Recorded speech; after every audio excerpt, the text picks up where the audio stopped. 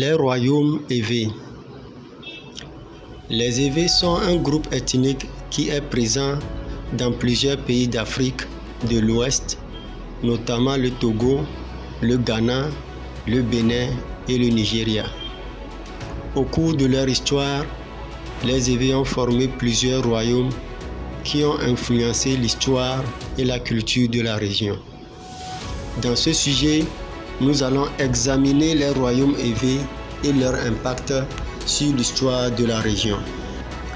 Le royaume de Notien. Le royaume de Notien est le plus célèbre des royaumes Ewe. Il a été fondé au XVIIe siècle par Agokoli, un chef Ewe. Le royaume était situé dans ce qui est aujourd'hui le Togo et était connu pour sa puissance militaire et son commerce florissant. Le royaume de Notien a également joué un rôle important dans la tête négrière car il a fourni des esclaves à des marchands européens. Le royaume d'Aného. Le royaume d'Aného était un autre royaume Ewe important dans ce qui est aujourd'hui le Togo. Il a été fondé en 1680 et a prospéré grâce à son commerce avec les Portugais et les Hollandais. Le royaume s'est également impliqué dans la traite négrière, fournissant des esclaves aux Européens. Le royaume d'Aného était également connu pour sa production de tissus et de poterie. Le royaume de Porto Novo. Le royaume de Porto Novo était un royaume Ewe situé dans ce qui est aujourd'hui le Bénin. Il a été fondé au XVIe siècle et était connu pour sa puissance militaire et son commerce prospère avec les Européens. Le royaume de Porto Novo a également été impliqué dans la traite négrière. Le royaume de Glidji. Le royaume de Glidji était un petit royaume Ewe situé dans ce qui est aujourd'hui le Bénin.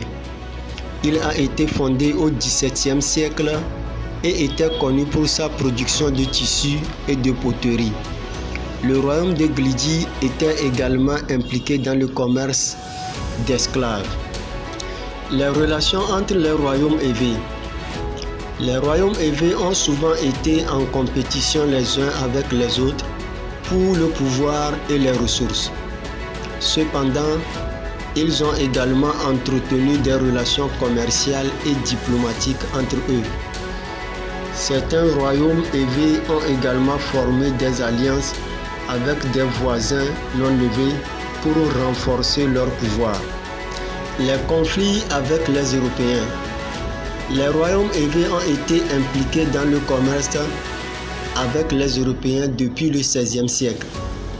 Cependant, cette relation s'est souvent transformée en conflit car les Européens cherchaient à étendre leur influence et à obtenir plus de ressources.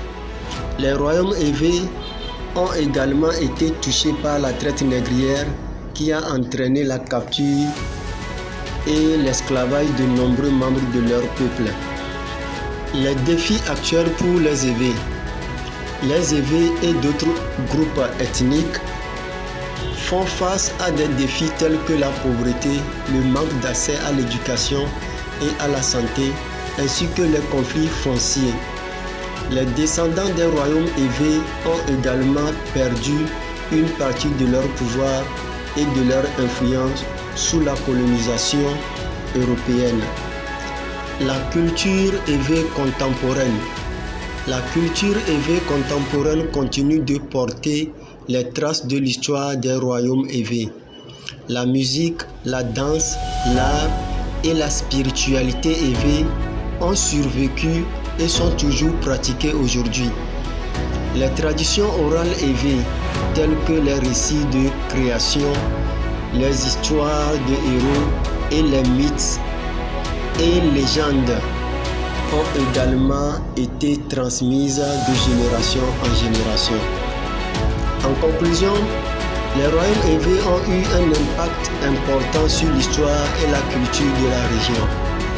Bien que leur pouvoir et leur influence aient diminué sous la colonisation européenne, leur culture continue de prospérer aujourd'hui. En comprenant l'histoire d'un royaume élevé, nous pouvons mieux comprendre cette région dynamique et diversifiée d'Afrique de l'Ouest. Si cette vidéo t'a plu, abonne-toi, mets-moi un like et partage.